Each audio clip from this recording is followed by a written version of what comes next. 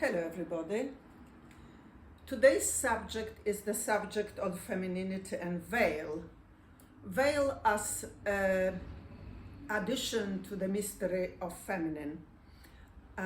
So let me just thank you all for subscribing to my channel, and I hope that we will grow together and that you will enjoy those little thoughts of mine, and that we can continue with it. I often think about the veil and its mystery, and have been involved in many over the years conferences where I was addressing that with other women and men.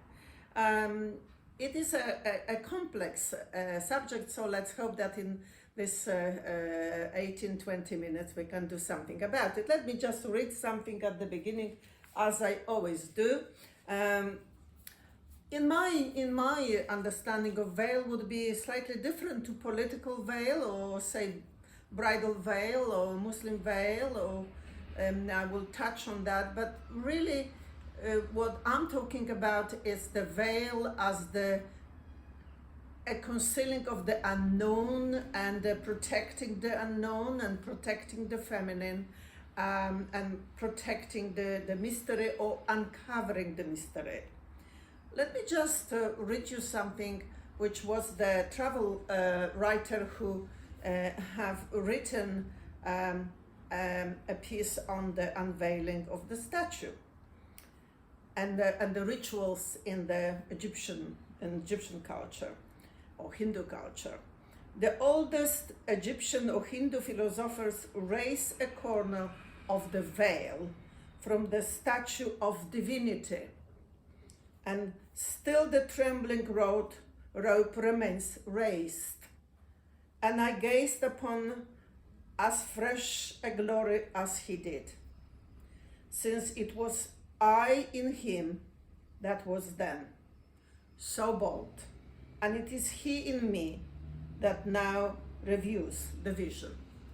A very interesting piece written by man, written by the participant of the rituals of unveiling. And it was only a statue, but the statue of divinity.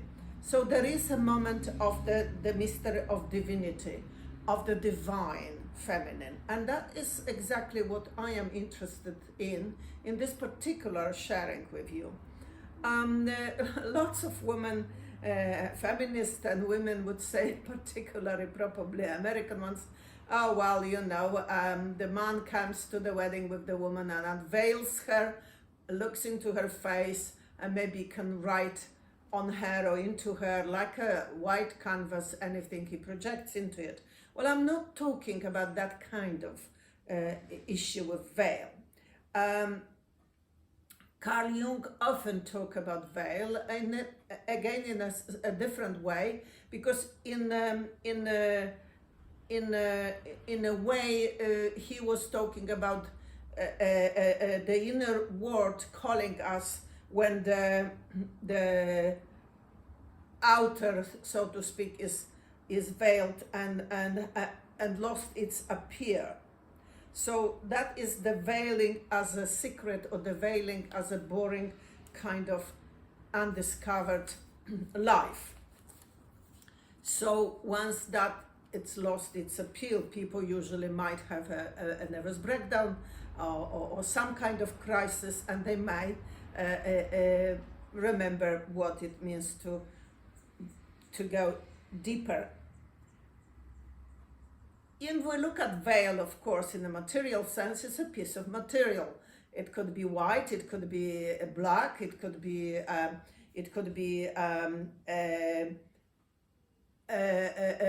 pink for the child, and it's used with the first communion or wedding, or indeed political, as the Arabs, so to speak, in Muslim culture, veiled the women.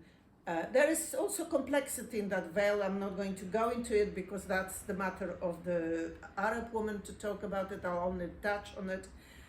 But of course there is also a sacrament and the mystical part of it, which probably we're missing at the moment due to political situation.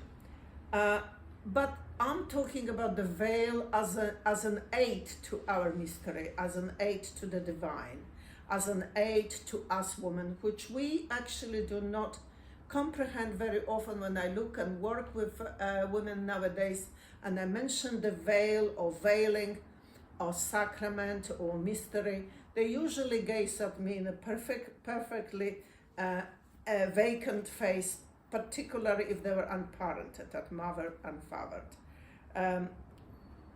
You can see that you can have a veil of silence, or in a nun's life, you know, especially in the Renaissance times, in the times before our modern times, a lot of women would say, take the veil, yeah? That was the saying. In other words, they become nun. They veil themselves. They are not available to the outer world. And of course, that's also a powerful kind of statement, which is worth 10 books, let alone 10 minutes of my sharing with you.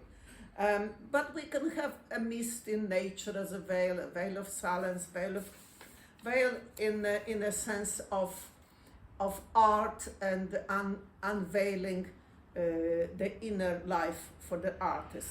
I quote for you something which Edgar Allan Poe said about artists. Were I called on to define very briefly the term art, I should call it the reproduction of what senses perceive in nature through the veil of the soul. The mere imitation of what it is in nature entitles no man to the secret name of artist.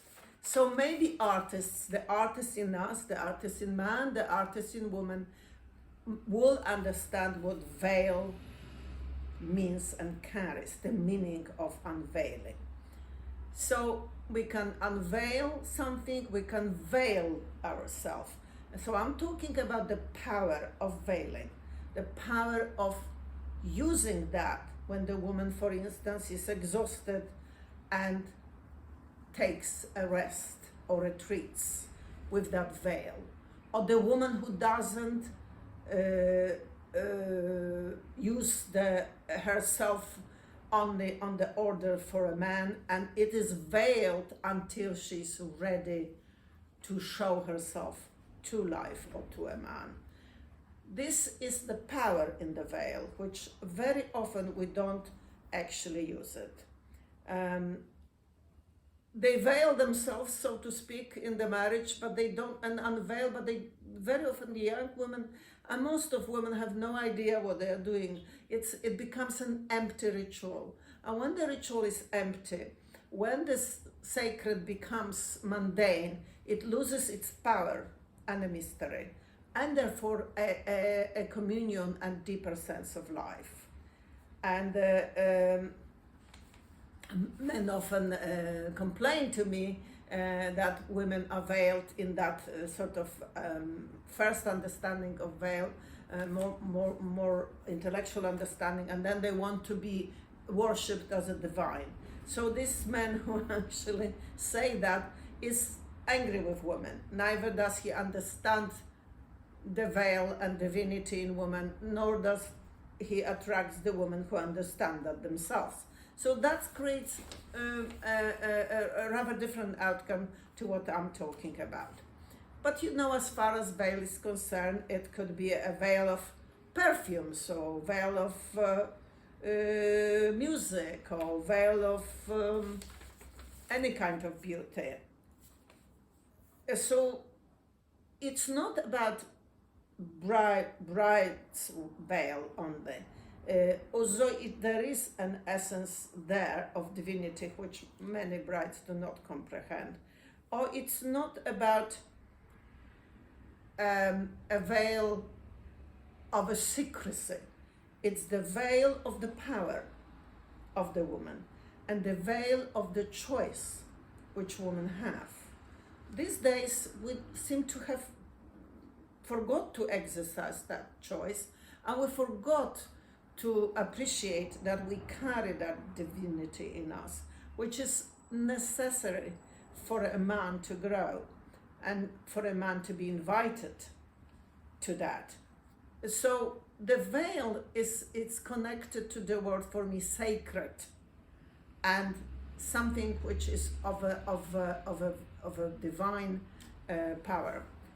That kind of understanding of veiling and unveiling is not common these days, and sadly it's not practiced either in the psyche of a woman. As far as observing Arab women, one of the travel writer once said, I am sure that the veiled woman who doesn't show her face is and showing her toe, and that probably could be more sexual than any other display of Western woman. So he obviously was engaged in the mystery of woman in a way, be it consciously or unconsciously. He observed it correctly, and that's what I see it as well. I quite agree with him.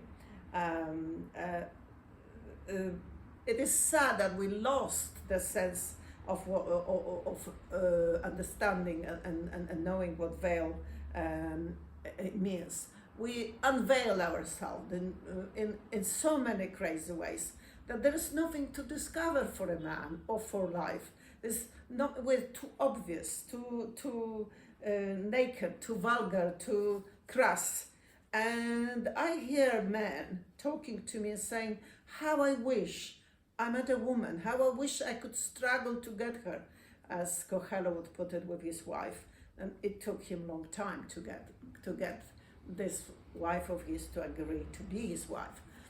There is no desire even in so many modern men to go there, because they have access to all sorts of aspects of feminine, so they don't have to. And sex addicts, that's about gambling, that's about excitement, about chasing the woman, which is not really veiled in any shape or form. And many women were traumatized. We don't know how to veil them. They're unmothered. The mothers did not introduce us to the secret space of womanhood, so we don't know. So we allow the men to really take us for a ride in all sorts of shape and form. We become passive, or we become pleasing, or we become aggressive. There is no veil present in the relationship whatsoever.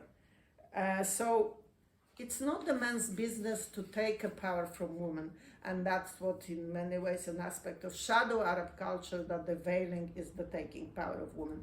The veiling in the woman's understanding, the feminine understanding, is about the power. It's not about lack of power. I remember somewhere I read one of Arab women said, my mother does not wear veil unless she has got a bad day of her hair made. So that's, of course, it involves anger towards men who even use that as a power structure and disturb the essence of veiling. We must remember as women, in order to also respect men, that it is our right and our timing. So we can decide where we unveil ourselves. And when I read to you at the beginning, unveiling of the divine statue, it was a ceremony. It was a huge ceremony. It was a powerful ceremony where men were taking in that mystery. And that is what we're lacking. And we women must keep reminding ourselves that we also have to invite men through our feminine to that mystery of life. Nowadays, in a way, plastic surgery, as one doctor, I think it was a surgeon, plastic surgeon, so that the plastic surgery becomes a veil, a modern veil of modern women. Well, it's of course a comical statement, but how very telling. Nothing against plastic surgery if a woman knows also that the veil is available to her. But of course, that's not always the case. Um, Female writers, female therapists like Marion Woodman, like Pinkola Estes, and many others explore that particular situation hugely through women's myths, through women's psychology, where they actually mention and talk about how disastrous it is for a woman not to have any connection to her veil properly, or to her mystery, and not knowing when to withdraw, when to allow herself to take time to respite, that they are giving themselves away like a matchsticks girls, like orphans, unveiled, unprotected, externally and internally. And that is my sort of observation also. I agree very much with those grand colleagues of mine who are so good at expressing it in various writings of theirs. We are too confused, and that is because we are unmothered, as Pinkola would put it. And when the woman is unmothered, then she would not be able to actually wear and use her feminine well, and that would include her spirituality will be compromised, or rather she will never get there, because the veil is connected to the spirituality, to the soul. And that is, when you watch the painters, you know, and they go to any length to actually get to that psyche and the soul of the face they paint, and how difficult sometimes it is.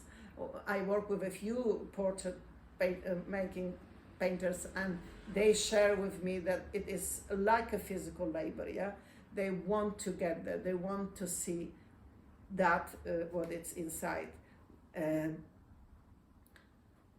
the philosophical sense, Hindu saying is that virtue has got a veil, and vice is only a mask. Powerful saying, yeah, because the veil, it's about being in itself. You don't brag about who you are. You don't sell yourself. You don't make yourself famous or not famous. You are just veiled. Your actions are veiled by your own feminine or the veil of humanity. So when you connected to that, you don't have to ask yourself whether you are loved by men or not loved by men, whether you are perfectly beautiful or not beautiful, because that connection to the inner divine, to the inner soul, it's so powerful that you will have that freedom and choice to show the world, or show your partner, or show life who you are in your time, like that unveiled divine statue. Even in Catholic Church, there is an element of veil, there is an unveiled of cross in the Easter time. Of course, the communion is about veil. There's lots and lots of rituals which are involved veil. And even confession, yeah, if it wasn't for the veil, I don't suppose the sinner would go to confession if it wasn't veiled, and I don't suppose the priest could also be able to receive that human being, the soul of that human being, if it wasn't behind the veil. So maybe that is more important than we think, and that's what we need to remember. That not everything needs to be obvious, that the mystery is as powerful and as important as the obvious thing, and that is something which we seem to be parting from. The veil is connected to the psyche, is connected to the soul, it's connected to the possibility of going through the seasons of life. of being okay about it. It's connected to the peace, an internal peace. It's okay to be solitude. It's okay to be in life. It's okay to withdraw. The woman will have no guilt about how she commands herself in her own life, because she knows she will be connected that much in depth to her own being that it will be her choice when she puts the veil on and when she unveiled herself and showed herself to the world. It is not a man's job, it is the woman's job, where her soul, by retrieving, decides to come back. It is like it helps the intuitive part of her to be present. It helps her to be to connect to her own inner powers. It helps her to birth quietly what she needs to birth. But as Pinkula and Marion Woodman and many other women therapists and thinkers say, the woman who haven't got the mother, or the mother who had been disturbed, would be in no position to be able to be in touch with that what veil represents to her. Because of course what she will do, she will want to please, she will want to be anything to anybody, particularly to a man. She will be looking for in all sorts of wrong places for all sorts of wrong experiences. It should be desperate in many ways, or lost, or passive. So there won't be any chance for her to be connected. Veil and unveiling gives her a time to recuperate, to be connected back to herself. So we need to remember that power. It is therefore a woman's mystery and a woman's duty, in a way, as much as privilege, to to remember that we need to think about it. Can you afford to be naked all the time? Can you afford not to have a veil? Veil is necessary for living in a more feminine way, and moving towards a proper relatedness with a man as well. Men long to worship that what is divine in woman, and very often men come to me and say, Maya, there is nobody to worship, there's no woman to adore, there's no woman to worship. They don't worship the face after plastic surgery, they don't worship color of our nails. They long to be touched by that what is the mystery of woman. And that is I think our lot in modern days. I shall be doing video on Wounded Man as well, so hopefully we'll continue with that. Veil is connected probably to grace as such. And I think addiction, in a sense, is the avoidance of that what the mystery is all about. Addiction is about not having a choice. Addiction is about escaping. Addiction is about dumbing that what it's inside us. It's got nothing to do with a graceful living. So we need to remember that as women we need to be connected to our veil. As women we need to remember that veil also helps us to be in touch with our God and with heart, with the soul, with the spirit. I think that it takes great courage to break away from that what external world propose to us to be a woman, and to use the veil when it's necessary, and to be able to stand alone, because you'll be able to stand alone, because you will be connected to that that kind of energy which it's unbeatable and which cannot be bought or cannot be represented just by the white veil in a sense of piece of material. It is essential femininity. It's essentially connected to that.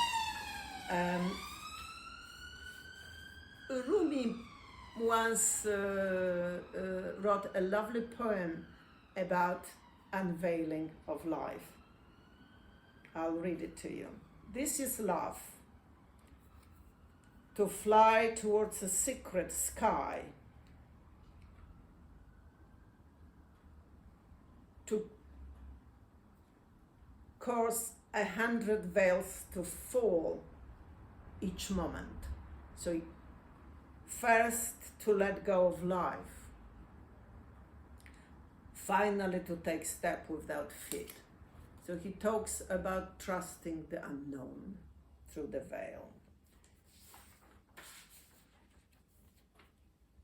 Marian Woodman puts it in a different way about burning the veil of ignorance. A life truly lived constantly burns away veils of illusion, burn away what is no longer relevant, gradually reveals our essence until at last we are strong enough to stand in our own naked truth. So at the end, let me just read you something which it's written by Al-Bistami. All this talk and turmoil and noise and moments and desire is outside the veil. Within the veil is silence and calm and rest. Let's say serenity prayer. God, grant me the serenity to accept the things we cannot change. Courage to change the things we can, and the wisdom to know the difference. Bye for now.